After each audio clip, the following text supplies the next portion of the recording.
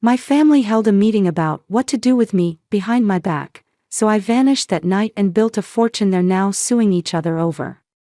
Your encouragement keeps us telling stories.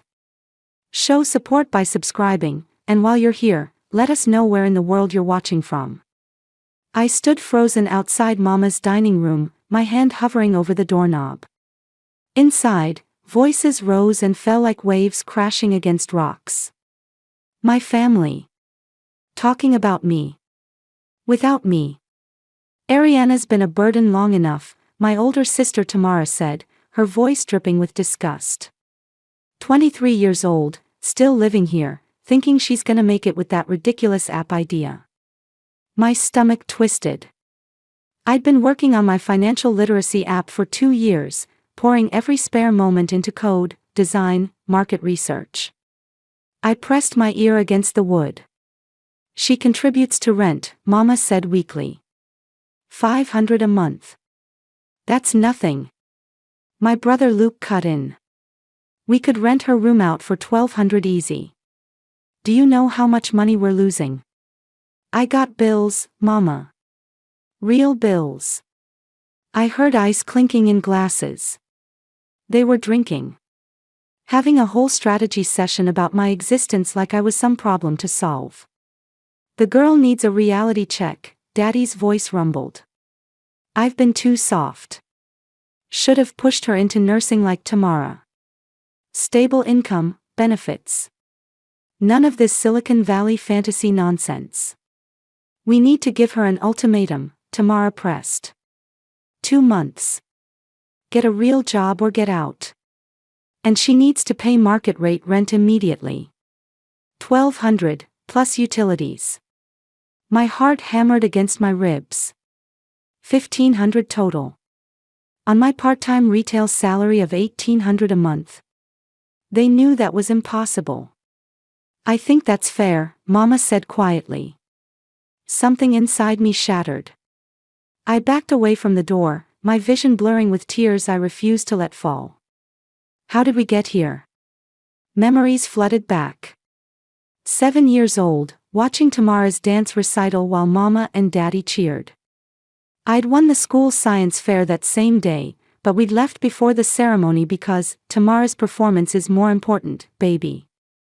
12 years old, overhearing Mama tell Aunt Cicely, Ariana's just not as naturally gifted as her sister. We can't all be blessed with the same talents. 16 years old, watching them drain my college fund, the one Grandma Pearl had started before she died, to pay for Luke's legal fees when he wrecked his car while driving drunk. Family takes care of family, Daddy had said, never meeting my eyes.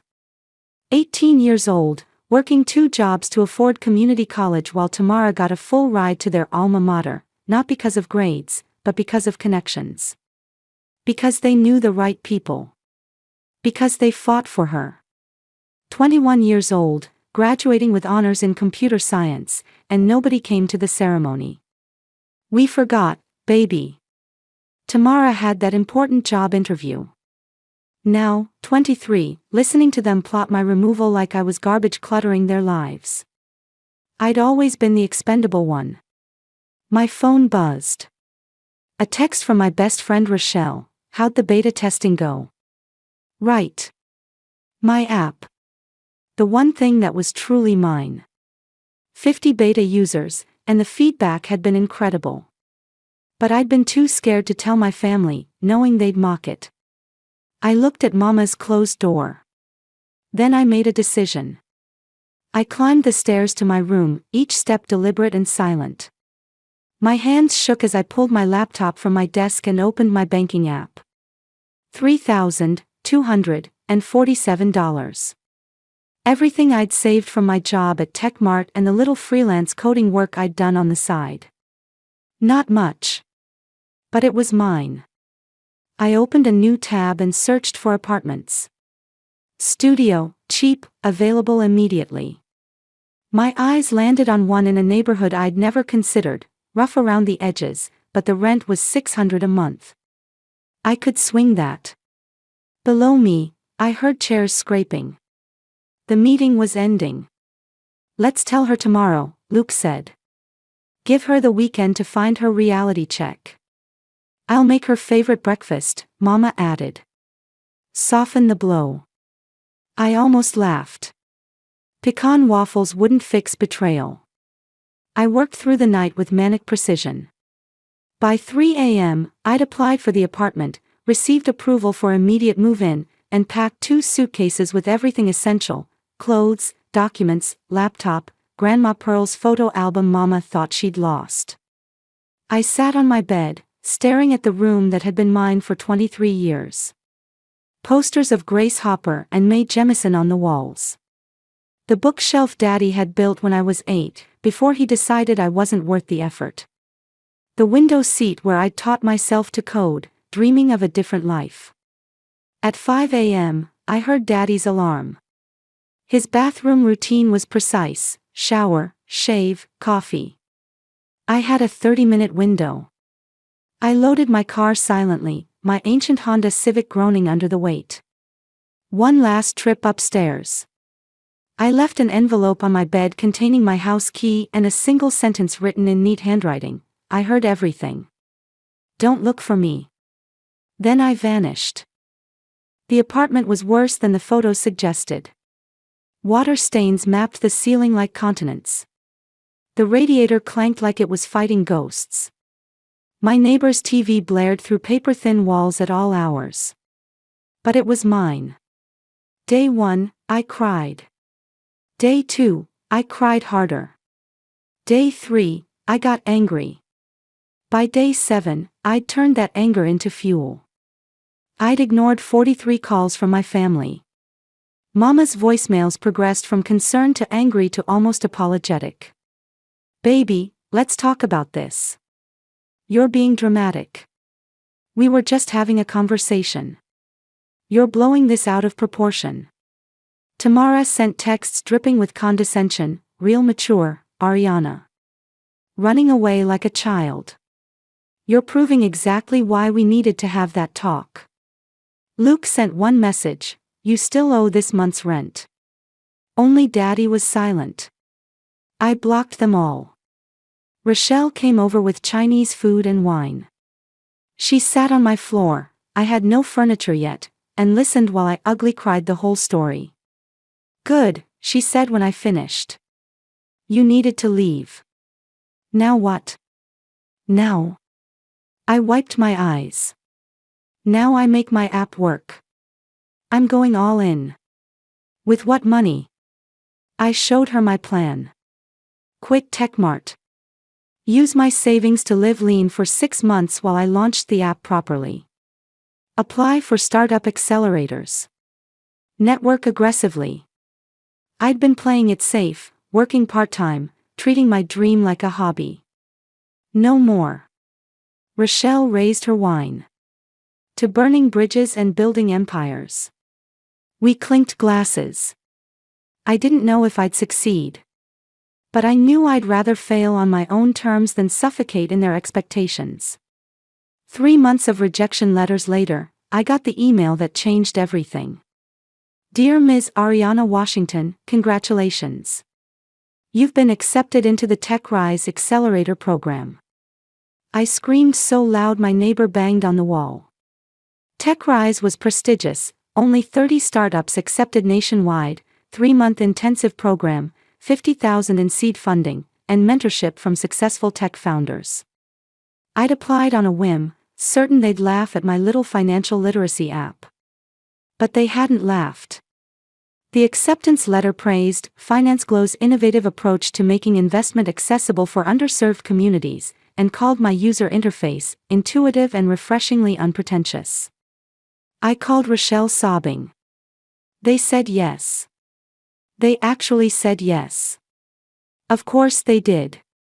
Your app is brilliant. When do you start? 2 weeks. In Seattle. Seattle? Her voice dropped. That's across the country. I know. My apartment lease was month to month. I had no ties here anymore. No family who wanted me. No reason to stay. Then pack your bags, girl. Go show them what Ariana Washington can do. The program was brutal. 18-hour days of coding, pitching, networking, and workshops. I met my cohort, entrepreneurs from Harvard, Stanford, MIT. I was the only one from a community college. On day 3, a venture capitalist named David Wood cornered me after my pitch. Your app targets a demographic most fintech ignores. That's smart. But your monetization strategy is weak. Let me help you fix that. He became my mentor. Pushed me harder than anyone ever had. Helped me see FinanceGlow not as my baby, but as a business. You're thinking too small, David said during our 6th mentorship session. We sat in TechRise's glass-walled conference room, Seattle's skyline glittering behind him. FinanceGlow teaches basic investing. Fine. But what if it did more? Like what? I'd been up for 36 hours straight debugging the portfolio tracking feature. Everything looked like code. What if, he leaned forward, it automated wealth building? Small, incremental investments based on spending habits. Round up purchases to the nearest dollar, invest the difference. Partner with banks for seamless integration. Make wealth building unconscious. My exhausted brain sparked. Like acorns, but targeted specifically for communities that traditional investment firms ignore. With educational content baked in. Exactly. And here's the kicker, you could license the technology to banks. Multiple revenue streams. I spent the next week rebuilding FinanceGlow's core architecture. The other founders thought I was crazy, scrapping 3 months of work. But David saw something I'd missed. My app wasn't just a product. It was a platform. We pitched the new version to a room full of investors. I stood there in my thrift store blazer, facing people in Tom Ford suits, and I spoke about my grandmother. How she'd cleaned houses her whole life but died broke because nobody taught her about compound interest. How millions of Black Americans were locked out of generational wealth not because of lack of work ethic, but lack of access and education. FinanceGlow doesn't just teach people to invest, I concluded. It builds wealth while they sleep. Painlessly. Automatically. And it starts with spare change. The room was silent. Then Luke Reyes from Crestview Capital stood. I want in. $500,000 for 15% equity. I nearly dropped the microphone. $500,000. For something I'd built in my childhood bedroom while my family plotted to kick me out. I need to think, I started. $750,000, interrupted Sarah O'Brien from Pinnacle Ventures. 12%. The room erupted. Investors shouting numbers, percentages. David grabbed my elbow, steered me to the hallway. Breathe, he commanded. This is what you wanted. But don't decide here. Let them submit formal offers. We'll review tomorrow. That night, I couldn't sleep. I paced my tiny Seattle sublet, looking at the 7 official offers that had flooded my email. The numbers were insane. The lowest was $400,000. The highest, from a consortium led by Crestview Capital, was $2 million for 25% equity. $2 million. My phone rang. Unknown number. I usually ignored those, but something made me answer. Ariana Washington. A woman's voice, professional but warm. This is Jennifer Park from Goldman Sachs Innovation Fund. I saw your pitch. It was remarkable. Thank you, but I can't really. I want to offer you $5 million. The world tilted. I'm sorry, what? $5 million, 20% equity, and full operational control. You stay CEO. We provide infrastructure, banking partnerships, and regulatory guidance. We believe FinanceGlow could be a unicorn, billion-dollar valuation within 5 years. But only with you leading it. I sat down hard on my bed. Why? Why me? Jennifer's voice softened. Because I was you once. First-generation college student, family who didn't understand, big dreams everyone called foolish. I know what it takes to build something from nothing. And I see that fire in you. I took Goldman Sachs's offer. $5 million hit my account on a Tuesday morning in November, 6 months after I'd disappeared from my family's house. I was 24 years old, CEO of my own company, and absolutely terrified. David helped me assemble a team. Software engineers from Facebook and Google. A CFO who'd taken 3 startups public. A marketing director who'd built viral campaigns for Fortune 500 companies. We rented office space in Seattle's tech corridor, all exposed brick and standing desks. I hired someone else too. A lawyer named Patricia Reynolds, who specialized in intellectual property and corporate structure. I want everything airtight, I told her during our first meeting. Every contract, every agreement, every piece of documentation. Can you do that? Patricia studied me over her glasses. You're expecting someone to challenge your ownership. I'm expecting my family to come crawling out of the woodwork the second they smell money. Smart, she said. Let's build a fortress. We did. FinanceGlow was incorporated entirely in my name. Every line of code I'd written was copyrighted with timestamps proving I'd created it before any outside funding. Patricia had me document everything, my original notebooks, beta testing feedback, even the laptop I'd used, with its dated file creation logs. If anyone tries to claim they helped you build this, Patricia said, we'll bury them in evidence. FinanceGlow launched publicly in March. Within 24 hours, we had 50,000 downloads. By week's end, 200,000. The press loved the story, young black woman from nothing, building wealth technology for underserved communities. Forbes called. Then TechCrunch. Then CNN. And then my phone rang with a number I'd tried to forget. Ariana.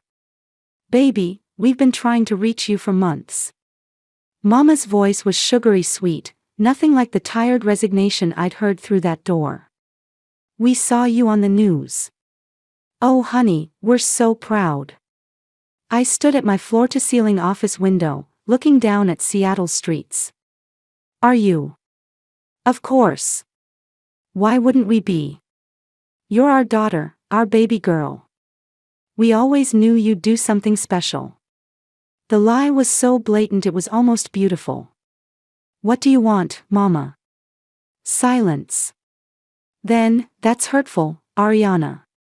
We just want to reconnect. Family is family. We've been worried sick. You were worried about $1,200 in rent. Not about me. You heard, we were just talking, baby. You took it wrong. We were trying to help you, push you toward. I heard every word, I cut her off. Every single word. You called me a burden. You wanted to evict me so you could profit off my room. Don't rewrite history now that my ridiculous app idea is worth something. I heard muffled conversation, she'd covered the phone. When she came back, her voice had hardened. Fine. You want honesty? Yes, we thought you needed a push. And look, we were right. You're successful now. Maybe you should thank us for the motivation. The audacity actually made me laugh. Goodbye, Mama. Ariana Marie Washington, you listen to me. I hung up. 30 seconds later, Tamara called. Then Luke. Then, surprisingly, Daddy. I blocked them all. Again. But they didn't stop. They found my work email. They contacted my assistant. They showed up at my office building, only to be turned away by security I'd specifically briefed on their descriptions. Then the letters started arriving. From lawyers. Patricia walked into my office holding 3 separate legal documents, her expression grim. They're suing you. All of them. Separately. I looked up from my laptop, where I'd been reviewing user metrics. FinanceGlow now had 1.3 million active users. We just closed a series of funding round at a $75 million valuation. And my family wanted their piece. On what grounds? Your mother claims she provided financial support during your app's development, the $500 monthly rent you paid. She's calling it an investment in your business. She wants 15% equity. I laughed bitterly. I paid rent to live in a house. That's not an investment, that's a transaction. I know. It's absurd. But there's more. Your sister Tamara claims she gave you the idea for FinanceGlow during a conversation 3 years ago about financial literacy. She wants 20% equity and is claiming intellectual property theft. That conversation never happened. I've never discussed anything meaningful with Tamara. I believe you. But her lawyer is competent. They'll make this messy. And your brother Luke. Patricia paused. He's claiming that the laptop you used to build the initial app was purchased with family money, therefore the intellectual property created on it is partially family property. He wants 10%. That laptop was a Christmas gift when I was 19. You can't retroactively claim a gift was a business investment. You're right. These lawsuits are baseless. But defending them will be expensive, time-consuming, and very public. That's the point. They're trying to pressure you into settling. I stood, paced. No settlements. Fight all 3. I want discovery. I want every text message, every voicemail, every piece of evidence showing exactly how they treated me before they knew FinanceGlow would succeed. Patricia smiled. Now you're thinking like a CEO. This will get ugly. Good, I said. Let it. The lawsuits went public within days. Tech blogs picked up the story. FinanceGlow's CEO sued by entire family, made for delicious headlines. My lawyer held a press conference, and I stood beside her, wearing a navy suit I'd bought specifically for this moment. My family is attempting to claim ownership of a company they actively discouraged me from building, I said into the microphone, my voice steady despite my hammering heart. They're rewriting history because my success embarrasses their narrative. I won't be extorted. Patricia released the receipts. The voicemails. The texts. The documentation showing I'd paid them rent, not received investment. My beta testing logs, time-stamped 2 years before I'd even moved out, proving the app was fully my conception. But the real bombshell came during discovery. My lawyer subpoenaed their communications, expecting to find evidence of their coordinated lawsuit strategy. What we found was so much better. They were suing each other too. Mama had filed against Tamara and Luke, claiming that if anyone deserved equity in my company, it was her as my mother. Tamara had countersued Mama, arguing her intellectual property claim was superior. Luke had sued both of them, claiming they'd conspired to cut him out of settlement negotiations. Their separate lawyers were bleeding them dry, each case costing tens of thousands in legal fees. And they were losing. Patricia came into my office with a bottle of champagne. Judge Morrison dismissed Tamara's case entirely. Called it frivolous and potentially fraudulent. Your mother's case is hanging by a thread. Luke's will likely be dismissed next week. I didn't feel triumphant. I felt hollow. They're destroying themselves, I said quietly. Over money they were never entitled to. That's greed, Patricia replied. They thought you'd be an easy target. They were wrong.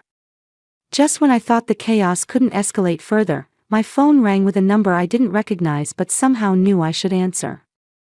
Miss Washington. This is Gerald Chapman, attorney for Pearl Washington's estate. Grandma Pearl. Dead 12 years, but her name still made my chest tight. I'm calling because we've recently completed probate on some assets that were overlooked. Your grandmother had a secondary account, separate from the college fund your family liquidated. She was quite specific in her will that this account was for you, and only you. The original executor failed to locate it. My heart started racing. How much? $173,000. It's been accruing interest for 12 years. Current value is approximately $248,000. I sat down hard. Grandma Pearl had hidden money for me. Protected it from them. There's a letter too, Gerald continued. She left instructions that you were to receive it when you turned 25, or if you ever needed it sooner. Given the circumstances, your family's lawsuits are public record. I'm exercising executor discretion to release it now. The letter arrived 3 days later. Grandma's handwriting, shaky but determined. My sweet Ariana, if you're reading this, then you've discovered you're worth more than they tell you.